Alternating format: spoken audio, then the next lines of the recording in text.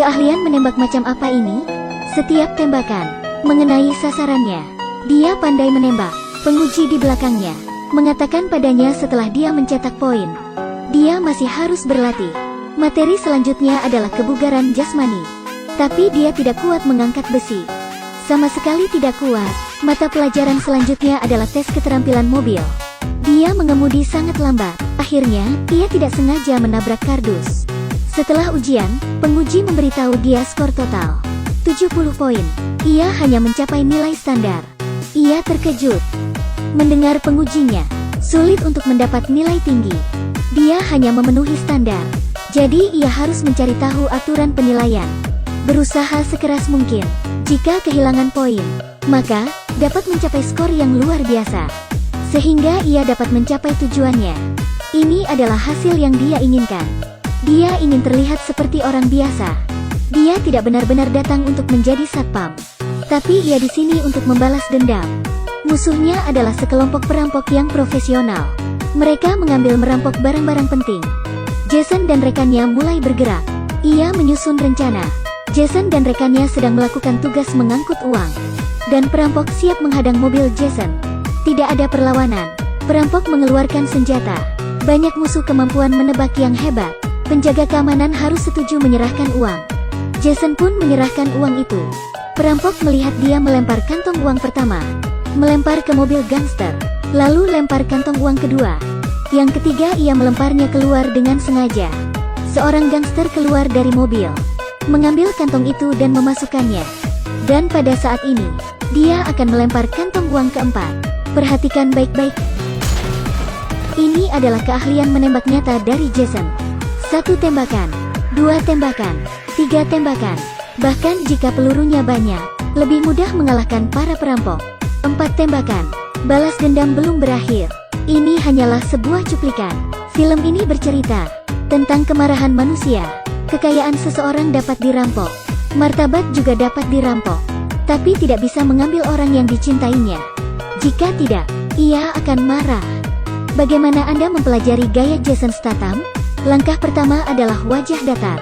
Banyak orang berpikir berwajah datar berarti tidak memiliki ekspresi. Tidak, berwajah datar memiliki bentuk ekspresi. Wajah datar milik Jason Statham. Kuncinya terletak pada 2 poin. 1. Menaikkan alis. Mengerutkan kening. Ada pepatah lama, pria yang serius adalah pria paling menarik. Seorang pria berwajah datar terlihat lebih serius. Kedua, lihat. Mata Jason Statham selalu fokus. Melihat sekitar. Dia selalu mengamati, menatap, menganalisis dalam pikiran. Yang disebut mata tajam. Mengacu pada semangat seseorang. Langkah selanjutnya adalah langkah kedua. Perhatikan bahwa kepolosan dan wajah datar 2 hal yang berbeda. Berwajah datar bisa menjadi keterbelakangan emosional. Tapi berwajah polos adalah pengekangan emosional. Jason bisa berduka. Tapi orang lain hanya mengetahui kesedihannya. Jason bisa menyakiti, tetapi orang lain hanya melihat rasa sakitnya. Jason bisa membenci, tapi musuh hanya perlu merasakan pistol di kepalanya. Hidup ini penuh dengan rasa sakit. Tapi Jason telah melewati rasa sakit itu. Kini ia mati rasa. Dia tahu rasa sakit itu akan datang. Tapi Jason sudah terbiasa, tidak lagi takut akan hal itu. Jason Statham berdiri di atas mobil dan melompat. Langkah ketiga adalah kuat dan tegas. Karena Jason telah mengamati di sekitar. Dia telah menganalisis semua kemungkinan. Pada saat yang sama ia siap untuk yang terburuk. Tapi ia memiliki percaya diri. Kecepatan pada setiap tindakannya. Sangat cepat, akurat dan kejam. Memukul dan menembak dalam sekejap mata. Dengan cepat, mengambil pistol, mulai menyerang, mencondongkan tubuh, dan tembak. Serangan Jason Statham sangat cepat. Jika Anda belum menonton, film baru Jason Statham berjudul Wrath of Man akan datang. Ingatlah untuk tetap menonton. Jangan sampai ketinggalan. Saya menemukan sebuah fenomena. Banyak orang menyukai preman Inggris. Hari pertama nonton Peaky Blinders. Hari kedua nonton Peaky Blinders. 2 minggu setelah menonton Peaky Blinders, melakukan penyamaran, menampilkan gigi tajamnya. Sangat tampan, pria itu. Seorang preman Inggris baru. Anda harus menonton film ini. Yaitu dia, pria tangguh dalam setelan jas. Mediterania paling tampan. Jason Statham. Penggemar film biasa mengenalinya. Tetapi jika Anda ingin menjadi penggemar film tingkat tinggi, Anda harus mengenalinya. Direktur superstar Jason Statham, Guy Ritchie, menyeting adegan peristiwa penembakan di Inggris. Dia adalah direktur kelas 1. Lock, Stock and Two Smoking Barrels direkam pada tahun 1998. Versi lainnya, Douban Top 65, mendapatkan rating tinggi mencapai 9,1 poin. Anda tahu, bahkan sutradara Ning Hao, dia menjadikan Guy Ritchie sebagai guru di awal karir sutradara. Film domestik klasik yang membuat kita tertawa. Crazy Stone, Crazy Racer. Ia telah mempelajari teknik narasi multibaris Guy Ritchie.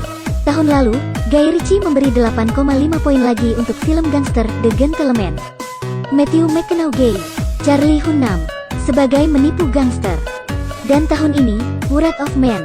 Ini film baru Guy Ritchie. Guy Ritchie and Jason Statham bekerja sama lagi setelah 15 tahun. Keduanya melihat pertumbuhan satu sama lain dan disebut pasangan sempurna. Dia mempercayai bakatnya. Dia tahu kemampuannya. Adegan aksi di Wrath of Man tidak pernah menakuti orang. Adegan kecil, keterampilan dan aksen sederhana. Adegan besar, peluru seperti drum dengan momentum. Guy Ritchie ada di sini. Wrath of Man bukan hanya film aksi. Itu memiliki level yang lebih tinggi. Pemanasan otak yang menyegarkan. Jangan lupa bahwa keahlian unik Guy Ritchie adalah menjelaskan struktur. Teka-teki yang saling terkait. Ukurannya seperti labirin. Seperti protagonis, dia adalah mangsa pada awalnya. Dan saat kebenaran muncul, balas dendam yang nyata bisa kita rasakan. Ini akan menjadi pertarungan antara pemburu dan